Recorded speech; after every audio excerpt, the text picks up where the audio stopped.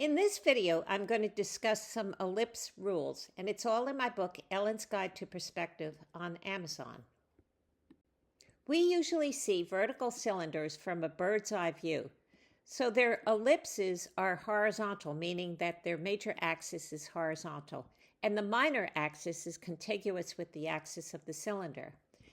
The top ellipse is narrower than the base because it's closer to eye level, and at eye level, the ellipse is a line. For a horizontal cylinder, the ellipses are vertical, meaning the major axis is vertical, and the minor axis is still contiguous with the axis of the cylinder. The ellipses narrow as they get closer to the central vertical line. Here again, we have the eye and the line of sight going to the center of vision, which lies on the picture plane, that transparent vertical plane. The distance from the eye to the ground line is the height of the eye, or the height of the viewer. Now, if we took this center of vision and used it as a center of the circle and started here at the eye and circled our way down here, where it intersects this vertical line would be the nadir. So the distance between the eye and the center of vision is identical to the distance between the center of vision and the nadir. This is an overhead view of glasses on a shelf. So let's find the center of vision and the nadir. The center of vision is also the center of an uncropped photo where the diagonals cross. Where's the nadir? Well, if we follow the perspective lines of the picture, we will come to the nadir, which is the vanishing point for the whole picture, and it's vertically below the center of vision. Now that we found the center of vision in the nadir, we can see that this actually isn't quite an overhead view, because if it were, the nadir would have to be hidden behind the center of vision, so we wouldn't see it. There's even more we can learn from this overhead view. When is a glass opening a circle? When its center is at the center of vision and when it is perpendicular to our line of sight. So a glass here would be pretty much a circle, although I said this was not quite an overhead view, so our line of sight isn't quite perpendicular to the picture plane, but a glass would be almost circular at this point. Ellipses around it get more circular as they approach the center of vision. Now let's look at these blue axes. They all point toward the nadir, and the magenta axes circle around the nadir because they always must be perpendicular to the blue axes. So if we want to know how round an ellipse is, we need to know how close it is to the center of vision. If we want to know how an ellipse tilts, we have to find the nadir. This is a view looking directly up at glasses on a glass shelf. So these are the bottoms of the glasses. I was able to get the center of vision and the nadir to coincide.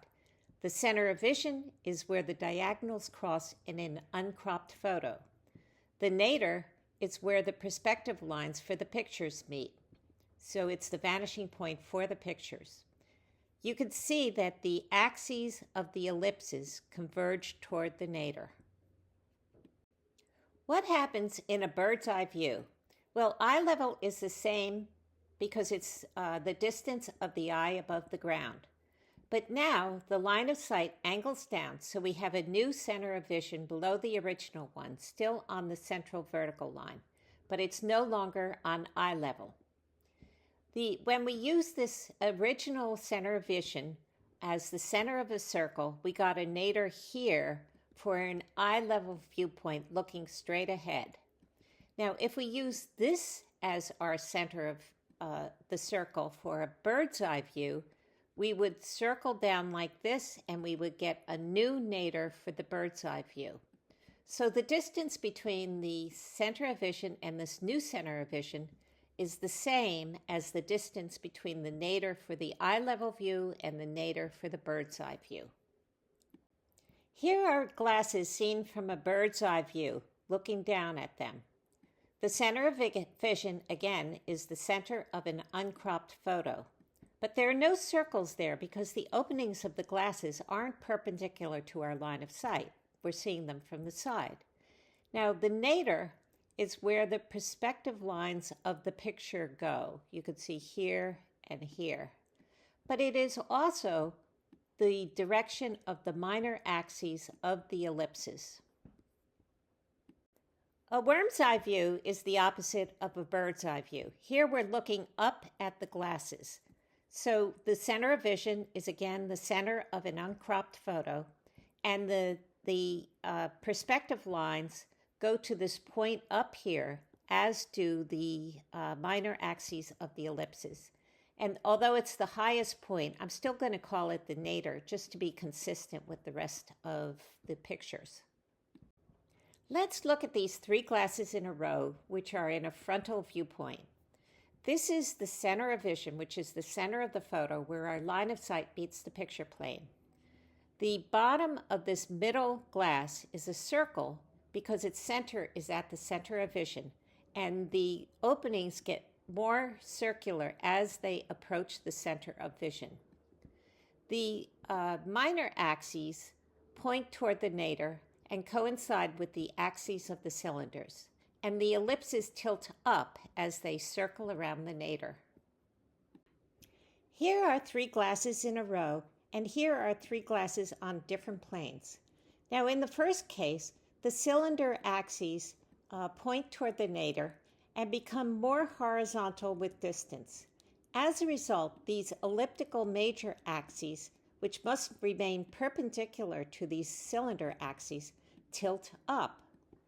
Now, where is the center of vision? Well, this is nearly a circle, so the center of vision is probably around here. For ellipses on different planes, we again see ellipses tilting up with distance because they must remain perpendicular to the cylinder axes. But this one is rounder than this one down here because this distant one is closer to the center of vision. I put all the axes on these elliptical logs, and let's see what it tells us. So this is probably the roundest log, and so we can determine that that's about where the center of vision would be. And the x-axis, or the horizontal axis, is eye level, and the vertical axis is the central vertical line. Now, for the minor axes of all these other ellipses, you could see that they get more horizontal as they approach the center of vision. The major axes, these blue axes, become more vertical as they approach the center of vision. And if you were to follow them down, you would find that they all converge toward the nadir. Although these are identical cups, they appear to narrow as they recede, going from about a 25-degree ellipse in front to a 10-degree ellipse in back. Foreshortening is the shrinkage of dimension into depth more than width. So the minor axes here diminish by about 2/3 with distance, whereas the major axes only diminish by less than half, and the result is a narrowing of the horizontal ellipses. In my next video, I'll show you how ellipses show depth, and please remember to subscribe.